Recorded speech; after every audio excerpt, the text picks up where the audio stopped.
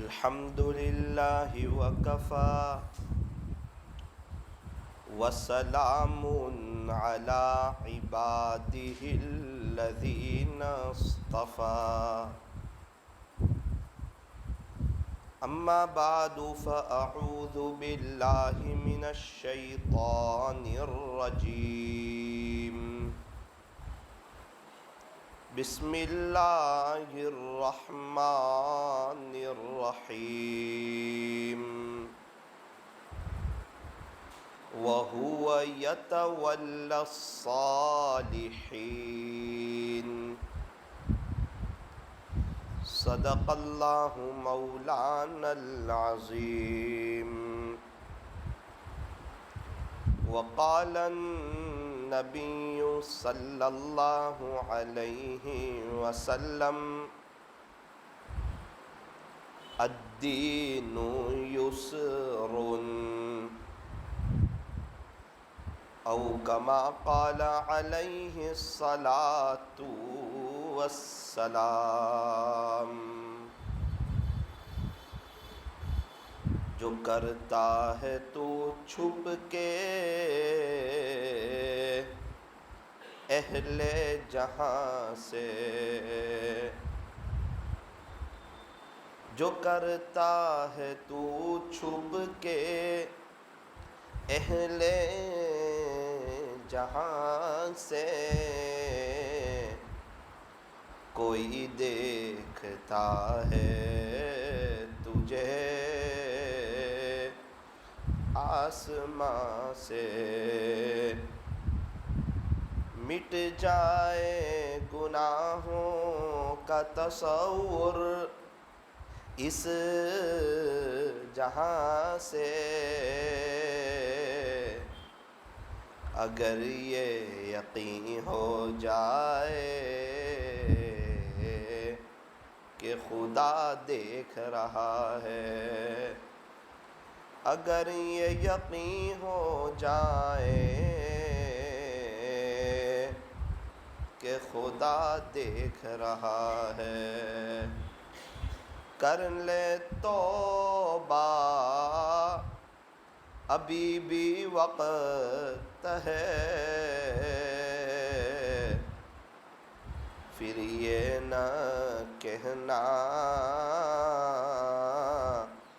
کہ حساب بہت سخت ہے۔ محبت سے درود پاک پڑھ لیجئے۔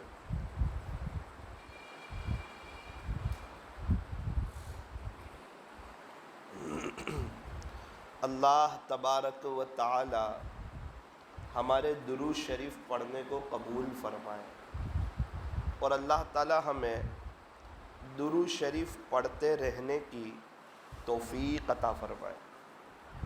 اگر ہم چاہتے ہیں کہ ہمارا وقت وصول ہو جائے، ہم دنیا سے بڑے پیمانے پر آخرت کی تیاری کر کے چلے جائیں، ایک ہی زندگی ہے، اللہ پر فدا کر کے، اللہ پر قربان کر کے، اسی کی محبت میں جی کر کے، اسی کی محبت میں مر کر کے اگر ہم دنیا سے چلے جائیں، ہم گناہوں سے بچ جائیں، جھوٹ سے بچ جائیں، دھوکے سے بچ جائیں، طعنے سے بچ جائیں، غیبت سے بچ جائیں، غفلت سے بچ جائیں، تو اس کا ایک آسان فارمولہ ہے۔ ہم کیا کریں؟ ہم چلتے پھرتے اٹھتے بیٹھتے درود شریف کو اپنا وظیفہ بنا لیں، درود شریف کو اپنا معمول بنا لیں۔ اور ہم نے سنا ہے کہ ایک مرتبہ جو درود پاک پڑھتا ہے اللہ تعالیٰ اس کو 40 انعام دیتے ہیں۔ کیا انعام دیتے ہیں؟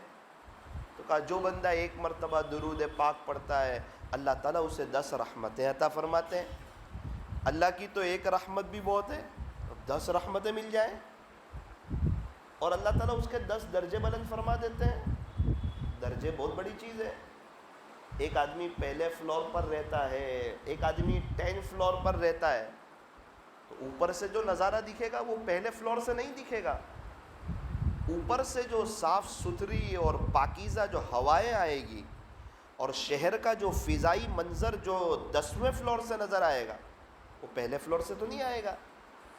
تو کیا فرمایا کہ ایک بار درود پاک پڑھو تو 10 رحمتیں تو ملے گی، ساتھ میں 10 درجے بھی اللہ بلند فرمائیں گے۔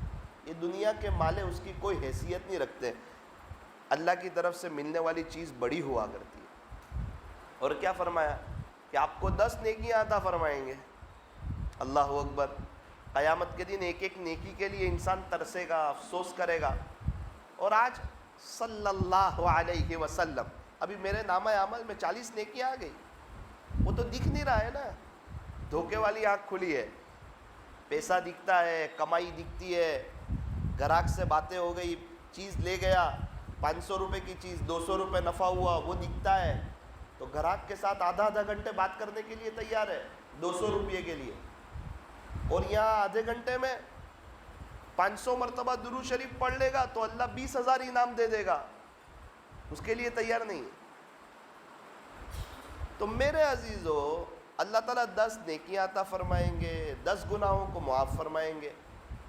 ایک شخص تھے، وہ بہت زیادہ درود شریف پڑھتے تھے۔ میں نے ان سے پوچھا کہ آپ کو یہ توفیق کیسے ہوئی؟ تو انہوں نے کہا کہ مولانا ایک مرتبہ میں نے اللہ تعالیٰ سے بہت جم کے مانگا تھا کہ اے اللہ، درود شریف کی محبت میرے دل میں ڈال دے اور مجھے درود شریف کی توفیق دے دے۔ پتہ نہیں اللہ تعالیٰ نے فضل فرما لیا، کرم فرما دیا۔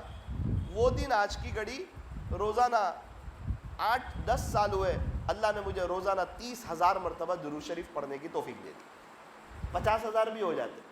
یہ 10 سال میں 30,000 سے کم نہیں ہوئے۔ میں خود ان سے مل کے آیا، اپنے زمانے کا واقعہ، ابھی وہ موجود ہے، سیلواس میں وہ بزرگ رہتے ہیں ابھی۔ تو میں یہ عرض کر رہا ہوں، ہمیں درود شریف پڑھنا بھی ہے، زیادہ بھی پڑھنا ہے، لیکن اللہ سے اس کی توفیق بھی نہیں مانگنی، پھر کیا ہوگا؟ صرف سوچ رہ جائے گی، پڑھ نہیں سکو گے زیادہ۔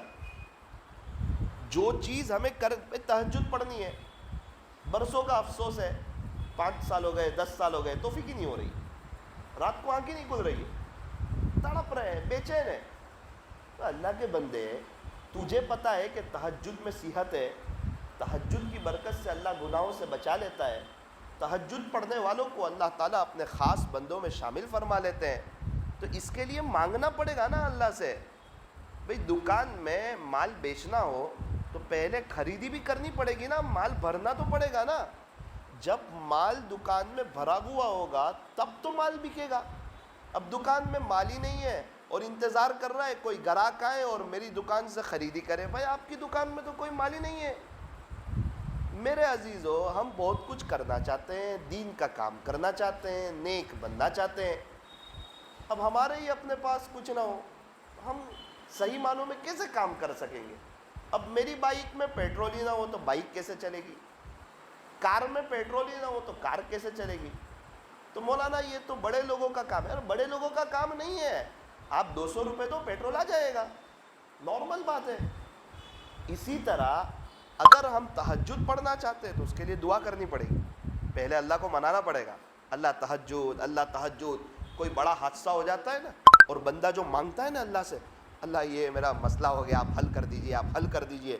تہجد کی توفیق نہیں ہو رہی ہو تو سمجھو کہ زندگی کا بہت بڑا پرابلم ہو رہا ہے میری لائف میں، ساری پریشانیاں تہجد سے اللہ ختم کر دے گا، زندگی میں چین سکون دے دے گا۔ تو تہجد کی توفیق کے لیے آپ یقین مانو اللہ کے سامنے تڑپنا پڑے گا۔ جب تڑپیں گے تو پھر یہ مصلی ہمیں اچھال پھینکے گا، بستر ہمیں اچھال پھینکے گا، مصلی پہ کھڑا کر دے گا۔ اللہ کے فرشتوں کی ایک جماعت ایسی ہے جو اللہ کے عاشقوں کو اٹھاتی ہے، پھر مجھے اور آپ کو وہ بھی اٹھائیں گے، ورنہ یاد رکھنا ایسا تو ہوگا کہ 3:30 بجے میٹھی نیند سلا دے ہمیں، لیکن اللہ 3:30 بجے مصلی پہ کھڑے ہونے کی توفیق نہیں دے گا۔ آسان بات ہے 3:30 بجے مصلی پہ آ جانا۔ ویسما میں ایک بزرگ کا انتقال ہوا، حضرت مولانا مسیح اللہ خان صاحب رحمۃ اللہ علیہ کے خلیفہ تھے، اور حضرت مولانا حسین احمد مدنی رحمۃ اللہ علیہ کے بھی خلیفہ تھے۔ کل ان کے بیٹے سے ملاقات ہوئی، میں نے کہا یار ویسما گاؤں میں آپ کے ابا بہت بڑی نعمت تھی، آپ کے ابا کا خاص عمل؟ اس نے کہا مولانا صرف تم میرے والد صاحب کا نام ہی سنتے ہو، صرف یہ کہتے ہو یہ ان کے خلیفہ ہیں، یہ ان کے خلیفہ ہیں، انہوں نے اتنا اچھا کام کیا۔ ہم آپ کو گھر کی بات بتاتے ہیں. میں آپ کو گھر کی بات بتاتا ہوں, میرے ابو کی آنکھوں کی دیکھی ہوئی بات بتاتا ہوں. اتنی لائف میں کبھی بھی رات میں 1 بجے بعد میں نے انہیں سویا ہوا نہیں دیکھا. 1 بجے وہ مصلی پہ آتے تھے, ان کے پاس اپنے پیارے رب کے لیے وقت ہی وقت تھا.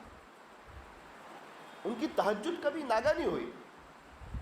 اسی لیے تہجد کے وقت میں بڑی شان سے وہ دنیا سے گئے. فجر کی اذان کا ہو رہی ہے, تہجد کا وقت ختم ہو رہا ہے, اور میرے والد صاحب دنیا سے جا رہے ہیں. ایسی صاف ستھری زندگی بھی گزاری تھی مولانا.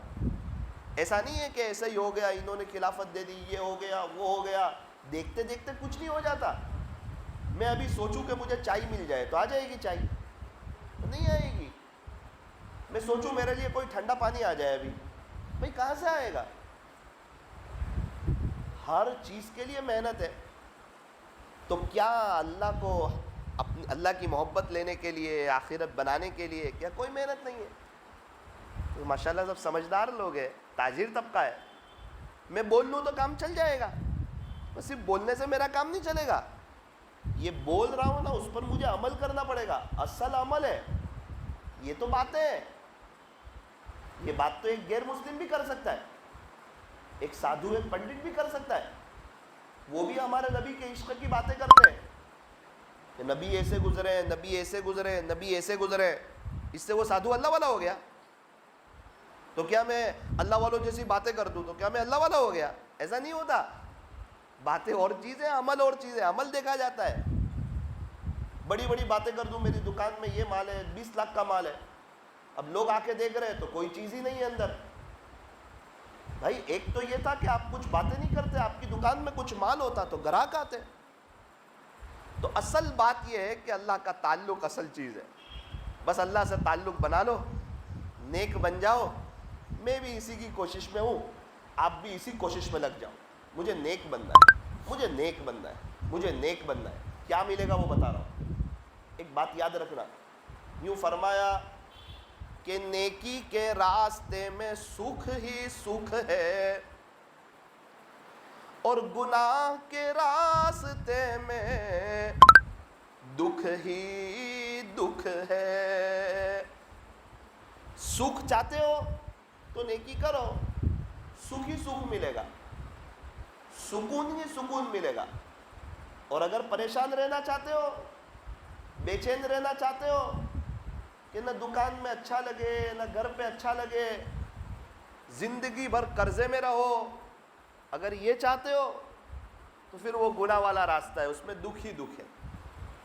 اس میں بندہ 1000 پتی بنے گا تو اس کا قرضہ 100 میں ہوگا, لاکھ پتی بنے گا تو اس کا قرضہ ہزاروں میں ہوگا, کروڑ پتی بنے گا تو اس کا قرضہ لاکھوں میں ہوگا, اور ارب پتی بنے گا تو اس کا قرضہ کروڑوں میں ہوگا. اللہ اس کو چھوڑے گا نہیں. کل ہی ایک شخص میرے پاس آئے, بہت اللہ نے نوازا ہوا ہے, بہت نوازا ہوا ہے, پراپرٹی پہ پراپرٹی. ان کی بات سن کے لگا کہ ہمارے شہر میں سب سے زیادہ پریشان یہ بندہ ہے. مولانا بے چینی ہے, پریشانی ہے, پراپرٹی بکتی نہیں ہے, کیا پراپرٹی کو میں کھاؤں گا؟ کوئی عمل بتا دیں, کوئی وظیفہ بتا دیں. یہ میری بات اچھی طرح یاد رکھ لینا. اگر میں گناہ کے راستے میں جاؤں گا تو میں لاکھ بیان کر لوں, اور کوئی 50 بزرگ مجھے خلافت دے دے, اور پوری دنیا میں شاید میرے مریدین ہو جائے, تو بھی میرے راستے سے کانٹے نہیں ہٹیں گے اگر میں گناہ کروں گا. کیونکہ گناہ کے راستے میں دکھ ہے, اللہ کا ایک نظام ہے. نیکی کے راستے میں فرمایا سکھ سکھ سکھ ہے. صاف قرآن کریم میں اعلان کر دیا اللہ نے, وَهُوَ يَتَوَلَّى الصَّالِحِينَ, کہ اللہ تعالیٰ نیک لوگوں کے سرپرست ہے, نیک لوگوں کے ذمہ دار ہے. اللہ کی سرپرستی میں آ کر کو تو دیکھو, زندگی گزارنے کا مزہ آ جائے گا, سکون کی تہ جم جائے گی دلوں پر. اللہ کی غیبی مدد اس کے ساتھ ہوگی. اس کے سب کام اللہ ایک طرف کر دے گا, سکیڑ دے گا, ایک راستے سے اس کے سارے کام بنا دے گا. اور اگر اللہ کو ناراض کیا تو اس کے سب کام بکھیر دے گا. ایک کام یہاں ہوگا تو دوسرا کام وہاں ہوگا. یہ 2 کام ہو جائیں گے تو آگے 4 کام نظر آئیں گے. یہ 4 کام ہو جائیں گے تو آگے 8 کام نظر آئیں گے. پریشانی, بے چینی, حالات, تکلیف, تڑپنا، بے چین ہو جانا، افسوس کرنا، اور زندگی اسی میں گزارے گا کہ شاید اب لائف سنور جائے گی. میں آپ کو لکھ کر دیتا ہوں، گناہ کے راستے میں لائف نہیں سنورے گی. جنید جمشید رحمۃ اللہ علیہ اگر وہی گناہ کے راستے میں چلتے رہتے، کبھی ان کی لائف نہیں سنورتی، کبھی ان کی قبر سے خوشبو نہیں آتی. یہ ایک ہی اسٹیج پہ ان کے انتقال پر مولانا طارق جمیل صاحب، پیر ذوالفقار صاحب، مولانا منظور مینگل صاحب آپ کو نظر نہیں آتے. اور یہ ہندوستان کا اتنا بڑا طبقہ ان کے انتقال پہ کبھی روتا نہیں. اور ابھی یہ جو روزانہ 600 لوگ ایصال ثواب کرنے ان کی قبر پر آتے، کبھی نہیں آتے، اور ان کی قبر سے کبھی خوشبو نہیں آتی. پوری زندگی نام کما لیتے، عزت کما لیتے، شہرت کما لیتے، لیکن بے چینی میں گزارتے. یو ٹرن جو لیا، سب سے پہلی بات کہی کہ مجھے اب سکون ملا ہے. ساری محنت بندہ سکون کی کرتا ہے، مالدار ہو غریب ہو، محنت سکون کی ہے، اور زندگی سکون کے خلاف ہے. سمجھتا ہے پیسہ آئے گا تو سکون ملے گا. ارے یہ مالدار لوگ خودکشی نہیں کرتے، سب سے زیادہ مالدار خودکشی کر رہے ہیں. صرف پیسے سے سکون میں، پیسے سے کیا لے سکتے ہیں ہم؟ نرم بستر خرید سکتے ہیں، میٹھی نیند خرید سکتے ہیں، دوائی خرید سکتے ہیں، شفا خرید سکتے ہیں، قرآن شریف لے سکتے ہیں، کیا حافظ قرآن بن سکتے ہیں؟ ڈاکٹر کی کتابیں خرید سکتے ہیں، کیا ڈاکٹر انجینئر بن سکتے ہیں؟ اے سی لے سکتے ہیں جس سے چمڑی کو ٹھنڈک پہنچے، کیا پیسے سے ہمارے دل کو ٹھنڈک پہنچ سکتی ہے؟ نہ.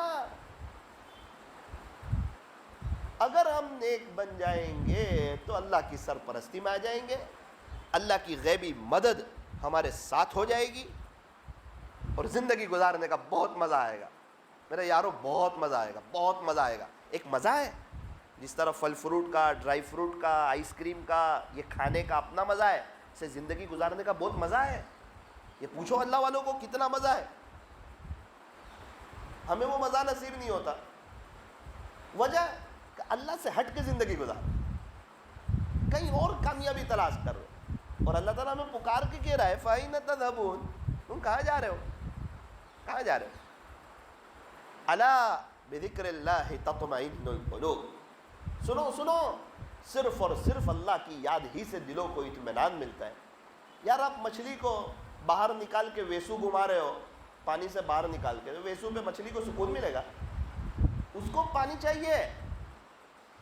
تو ایک مومن کو دنیا میں سکون مل جائے گا؟ کہا نا نا نا نا نا، اس کو تو اللہ کی یاد چاہیے، اللہ کا ذکر چاہیے، اللہ کا گھر چاہیے، تب مومن کو سکون ملے گا. اگر ہم اللہ کے ہو جائیں گے، اللہ ہمارے ہو جائیں. اللہ تعالیٰ نیک لوگوں کے سرپرست ہے. ہم گناہ کرتے کرتے اللہ کی سرپرستی سے نکل جائیں، گناہ کرتے کرتے اللہ کی ذمہ داری سے نکل. اللہ کے ہو کر تو دیکھیں، پھر دیکھیں وہ کیا دام لگاتا ہے، کیا زندگی گزارنے کا مزہ دیتا ہے. کس شان کے ساتھ دنیا سے جاؤ گے، قبر میں رکھتے ہی شاید کیڑوں کی مجال نہیں ہوگی کہ آپ کو ٹچ کر سکے. محمد کے غلاموں کا کفن میلا نہیں ہوتا. قبر کو تا حد نگاہ وسیع کرے گا، جنت کی کھڑکی کھولے گا، ہمیشہ ہمیشہ کی لائف سنور جائے گی. اور اگر اللہ کو ناراض کر کے، ہیرو کے، کرکٹروں کے طریقے پر چل کر کے اگر کامیابی تلاش کی، آپ لکھ کے رکھ دینا، نہ دنیا ہاتھ میں آئے گی نہ آخرت ہاتھ میں آئے گی. سایہ کبھی کسی کے ہاتھ میں آتا ہے؟ سائے کو کوئی ہاتھ لگا سکتا ہے؟ سائے کو ہاتھ لگانے چاہو، سایہ آگے چلا جائے گا. یہ دنیا سایہ ہے، یہ مغل کے بادشاہوں کے ہاتھ میں بھی نہیں آئی، میرے اور آپ کے پردادا کے ہاتھ میں بھی نہیں آئی. تو کیا لگتا ہے میرے اور آپ کے ہاتھ میں آ جائے گی؟ نہ نہ. کفن میں جیب بھی نہیں ہوگا، نہ قبر میں الماری بھی نہیں ہوگی، نہ موبائل ساتھ جائے گا، نہ یہ کپڑے جائیں گے، نہ یہ ٹوپی جائے گی، نہ یہ جوتے جائیں گے.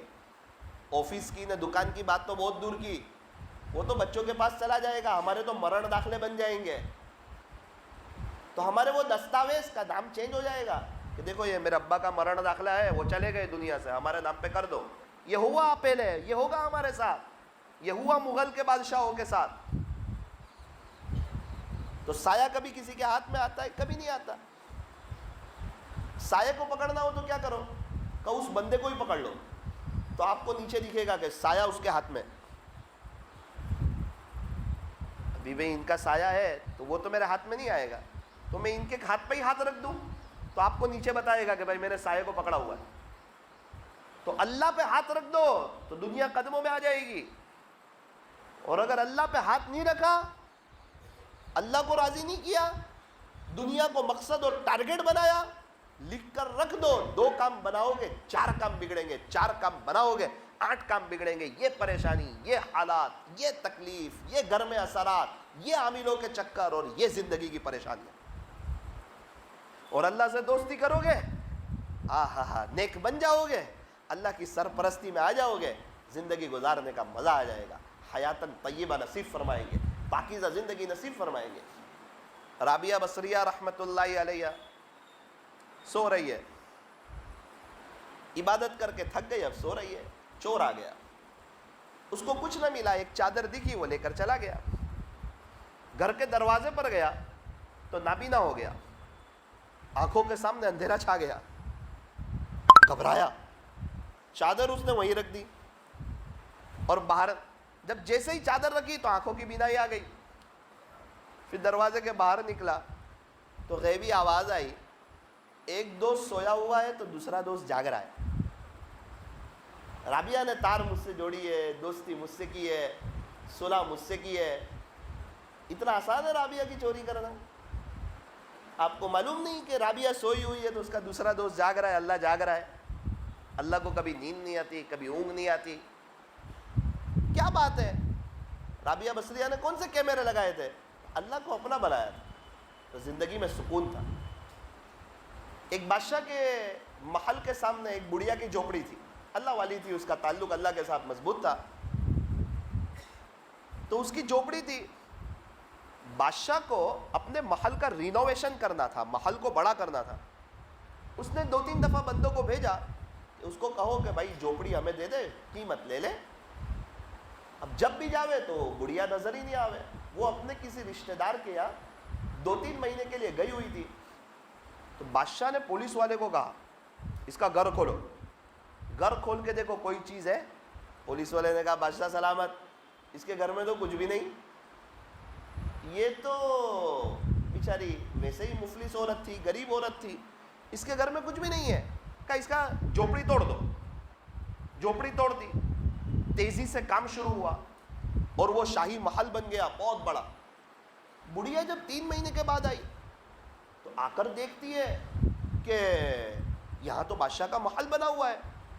قریب میں ایک آدمی سے پوچھا کہ میری جھوپڑی کہاں گئی؟ تو اس نے کہا کہ بادشاہ سلامت نے آپ کو تلاش کیا, آپ نہیں ملے تو اس نے آپ کی جھوپڑی گرا دی. ذرا دھیان سے سننا, اس نے اپنی جھوپڑی گرا دی. اللہ اکبر, کچھ نہیں کیا. بڑھیا نے اوپر دیکھا اور کہا اللہ میں یہاں نہیں تھی, تو تو یہاں تھا نا. میں نہیں تھی یہاں, آپ تو یہاں تھے نا. اس کی زبان سے یہ جملے کا نکلنا تھا, دھڑام سے بادشاہ کی پوری عمارت گری ہے, پورا شاہی محل گرا ہے.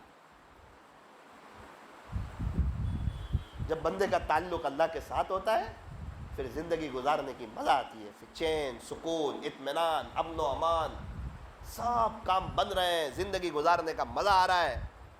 تھوڑا اللہ سے دور ہٹا کیا, اب بے چینی, پریشانی, صرف دماغ لگا رہا ہے, یوں کروں گا کام بنے گا, لکھ کے رکھ دے نہیں بنے گا. سب سویچیں چینج کر رہا ہے, سب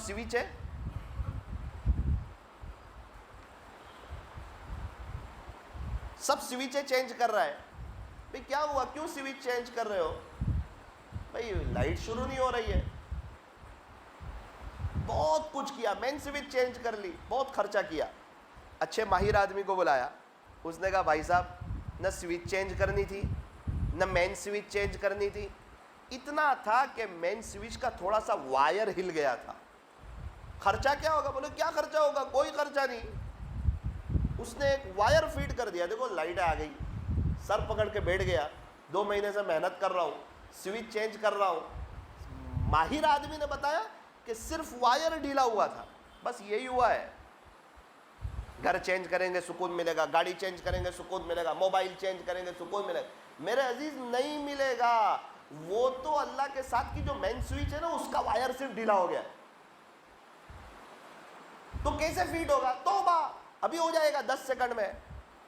اے اللہ جو ہو گیا سو ہو گیا, معافی چاہ, معاف کر دے. کپڑا گندا ہو گیا, لانڈری میں دھونے کے لیے دیا, 2 دن کے بعد آیا, ایسا لگا کبھی گندا ہی نہیں ہوا.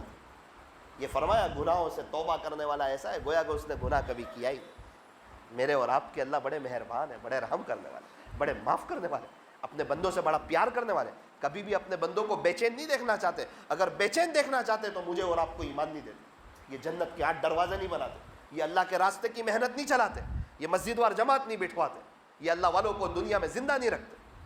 یہ اللہ والوں کا ہونا یہ بتا رہا ہے کہ اللہ ہماری اصلاح چاہتا ہے، یہ مسجد اور جماعت بتا رہی ہے کہ اللہ ہمارے اندر دینداری چاہتا ہے۔ ہمیں تو چاہیے تھا کہ ہم مسجد اور جماعت میں بیٹھتے ہیں، ہم گش میں جاتے ہیں۔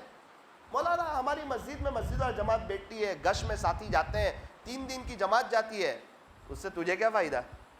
وہ لوگ تو کماتے بھی ہے، اس سے تو تیرا گھر چلتا نہیں ہے، وہ لوگ تو کھانا بھی کھاتے، اس سے تو تیرا پیٹ بھرتا نہیں ہے۔